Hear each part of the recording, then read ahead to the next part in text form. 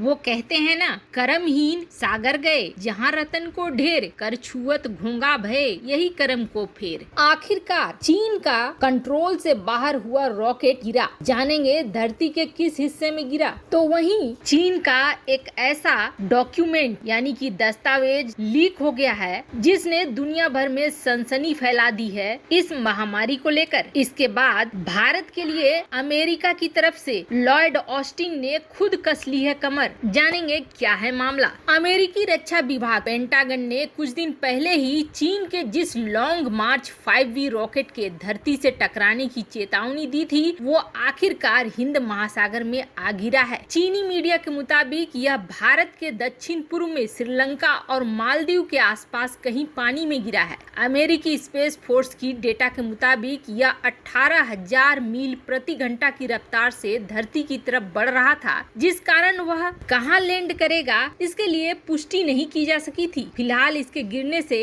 क्या नुकसान हुआ है इसकी कोई जानकारी नहीं आई है। वायुमंडल में दाखिल होने पर इसका एक बड़ा हिस्सा जल गया और बाकी पानी में जा गिरा। पहले की अटकलों के मुताबिक ये दक्षिण पूर्वी अमेरिका, मैक्सिको, मध्य अमेरिका, कैरेबियन, पेरू और ऑस्ट्रेलिया में गिरने की संभावनाएं जताई जा रही थी। वैसे धरती पे न गिरकर पानी में गिरने की वजह से इंसानों को कम नुकसान पहुंचाने की आशंका जताई जा रही है, लेकिन जितनी तेज गति के साथ इसकी लैंडिंग हुई है ऐसे में इस वक्त ये पुष्टि कर पाना बड़ा मुश्किल है। वैसे भारत के आसपास के इलाके में गिरा यह रॉकेट जांच का विषय जरूर बन गया है। जिस तरीके के चीन के साथ हालात हैं, चीन के साजिशों के बारे में कुछ भी कहना मुश्किल है। अब चीन के एक दस्तावेज लीक हुआ है और ये दस्तावेज अमेरिकी अधिकारियों को मिला है जिसमें बहुत बड़ा खुलासा किया गया है। देखो, पहला विश्व युद्ध जब हुआ था तो उसमें निर्णायक भूमिका निभाई थी रसायनों ने, यानी उस युद्ध को रासायनिक युद्ध माना जाता है। तो दूसरा विश्व युद्ध जब हुआ तो उसमें बहुत बड़ी भूमिका निभाई परमाणु बम ने, और जैसे ही अमेरिका ने परमाणु बम का इस्तेमाल किया था जापान ने तुरंत आत्मसमर्पण कर दिया था। और अब ये जो रिपोर्ट आई है ये रिपोर्ट रोंगटे खड़े कर देने वाली है। इस रिपोर्ट से अब ये चिंता खड़ी हो गई है कि चीनी राष्ट्रपति शी जिनपिंग के करीबी आखिर किस मकसद से काम कर रहे हैं। अमेरिकी अधिकारियों को मिला ये दस्तावेज पूरी दुनिया को चौंका रहा है। इस दस्तावेज में ये भी बताया गया है कि इस हथियार का इस्तेमाल कब करना है, कैसे करना है और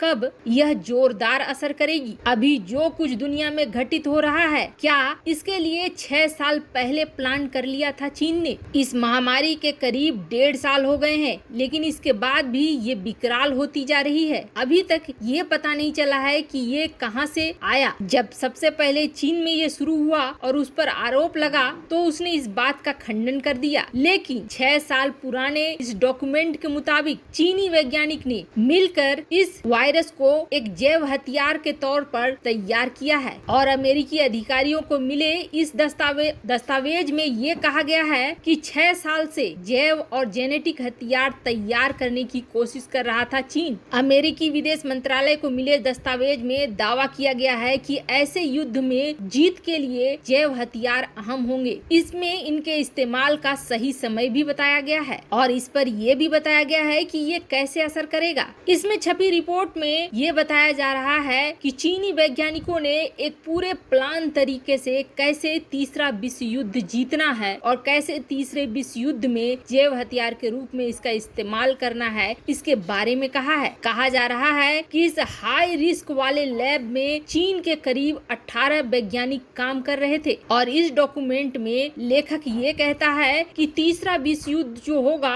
वो जैव होगा। पहले विश्व युद्ध को केमिकल और दूसरे को परमाणु कहा जाता है। इसमें कहा गया है कि जैसे दूसरे विश्व में जीत परमाणु बम ने दिलाई थी और जापान ने आत्मसमर्पण कर दिया, वैसे ही तीसरे विश्व युद्ध में जैव हथियार जीत दिलाएंगे। New species of man made viruses and as genetic bio weapons नाम के दस्तावेज में हथियार के सही समय पर इस्तेमाल से ज्यादा नुकसान पहुंचाने की भी चर्चा की गई है। इसमें कहा गया है कि ऐसे हमले दिन के वक्त साफ मौसम में नहीं करने चाहिए। इन पर सूरज, पानी और बर्फ का असर हो सकता है। इन्हें तड़के, सुबह, शाम या बदली के दौरान इस्तेमाल करना चाहिए। रिसर्च में ये भी कहा गया है कि इस हमले से दुश्मन की मेडिकल सिस्टम चरमरा जाएगी। अब बड़ी बात ये है कि अगर ये सारी चीजें सही हैं, तो चीन उस चीज से खेल रहा है जो पूरी दुनिया के विनाश का कारण बन सकता है, क्योंकि एक बार इस तरह की चीजें जब बाहर आ जाती हैं तो ये कंट्रोल से बाहर हो जाती हैं। इनका तोड़ बना पाना